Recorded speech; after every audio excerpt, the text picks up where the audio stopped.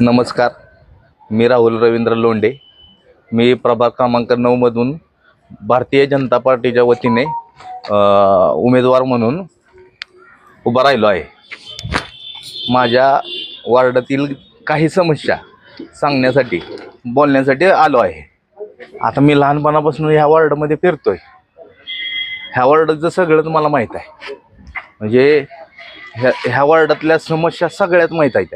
काल मी माझे कार्यकर्ते घेऊन वार्डमध्ये फिरत असताना माझी एक ओळख, बाबा मी उभा राहिलोय आणि मी प्रत्येक माणसापाशी पोचण्याचा प्रयत्न केला. त्यांच्या भरपूर समस्या आहेत. रस्ता म्हटलं तर रस्ता म्हणण्यापेक्षा बोळीत म्हणणं योग्य ठरत. कारण एक माणूस जात असेल तर एक माणसाला येताच येत नाही. ह्या माणसानं पलीकडे जायचं आणि मग त्या माणसानं अलीकडे यायचं, अशी परिस्थिती आहे. परत गटरींचा असा प्रश्न आहे की तुम्ही गटरी जरी कॅमेरा मारला ना तरी तुडुंब भरलेली गटर आहे. तुडुंब अशी भरलेली गटर आहे. आणि रस्त्या तर काही 70-80 वर्ष रस्ताच नाही. आम्हीच हेकंड तिकंड आणलेला मुरुम, आपला मागून घेतलेला मुरुम टाकून ते रस्ता लेवल केलेला आहे. म्हणजे कॉन्क्रिटीकरण तर केलंच नाही त्याच्यात. प्लस आता काल मी पाठीमागल्या साईडला गेलो होतो, आपलं अजित दाहिंजे सर किंवा हिरा दाहिंजेच्या घराकडे गेलो होतो, तर आपल्या पुरुषांच्या महिलाच्या संडासाचं एवढी अवस्था बेकार होती की त्या अवस्थेला मला बघून मी त्या साईडला कधी गेलो नाही. मी ह्या साईडला गेलो, इथं तर भयानक अवस्था आहे. त्याहून अधिक तिथं भयानक अवस्था आहे. म्हणजे तुम्हाला जर फोटो दाखवायचा म्हटलं तरी मी दाखवू शकतो. कारण त्याला दरवाजाच नाही, तर त्याला बसायची व्यवस्थाच नाही आणि विकास हा कधी केलाच नाही. ही कुठल्या जोरावर मत मागण्याचा प्रयत्न करतात, कशाच्या जोरावर म्हणतात की आम्ही विकास दिलाय. एक एक जणाच्या घराचं पत्र असं वरून खाली पडायला लागलेत. कुठला विकास दिला ह्यांनी?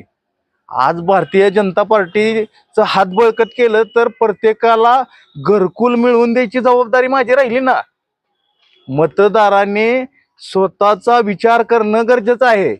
कारण जर उद्या तुम्ही झोपलेला असाल आणि झोपेतच तुमचं घर तुमच्या अंगावर जर पडत असेल तर तुम्हाला असल्या लोकांची गरज नाही. तुम्ही सरळ भारतीय जनता पार्टीलाच मत करा. कारण तुमचा विकास तीच पार्टी करू शकते. पुढील काळात प्रचार तर करीन, निवडून आल्यानंतर प्रत्येकाला आपल्या हक्काचं घर मिळवून देण्याचा प्रयत्न हा माझा 100% राहणार. कसं झालंय माहित आहे का, माझ्या प्रभागातल्या तरुणांनी उच्च शिक्षण घेतलेलं आहे. म्हणजे क्वालिफिकेशनला 80% वर्ग माझ्या युवक पिढी जी आहे, माझ्या प्रभागातली युवक पिढी 80% शिक्षणाच्या बाबतीत मजबूत झालेली आहे.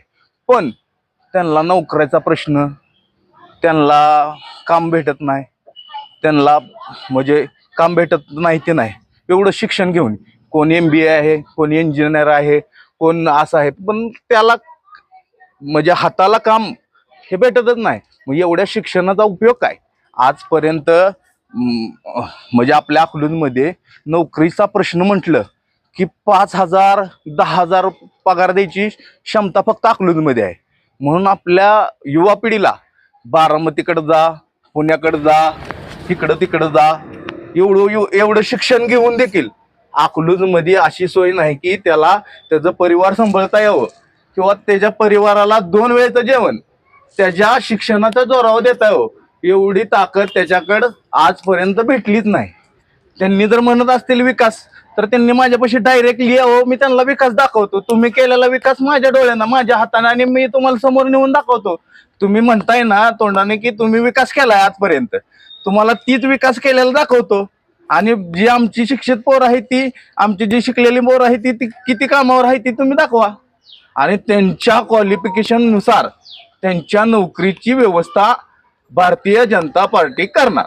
जो आंबेडकर नगर मध्ये राहतोय त्याला घरकुल मंजूर करून आणणं आणि इतर काही स्कीमा असलेल्या, लाडकी बहीण तर आपली चालूच आहे की बाबा रस्त्याचा प्रश्न आहे, तर रस्त्याचा प्रश्न पण सोडवायचा प्रयत्न करायचा.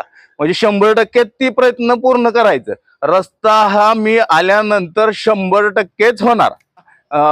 भारतीय जनता पार्टीला विजय केल्यानंतर अकलूजचा विकास एवढ्या गतीने वाढेल आणि एवढी प्रगती होईल की त्या प्रगतीला पहिल्या प्रस्थापितांना समजेल की विकास काय असतो. भारतीय जनता पार्टी पुढे कोणाचं तगडं आव्हान मला वाटत नाही, कारण कुणीही विकास केला नाही. 2 ते 3 उमेदवार आहेत, पण माझ्या बरोबर लढाईत उतरतील मला वाटत नाही की ते माझ्या पुढे टिकतील.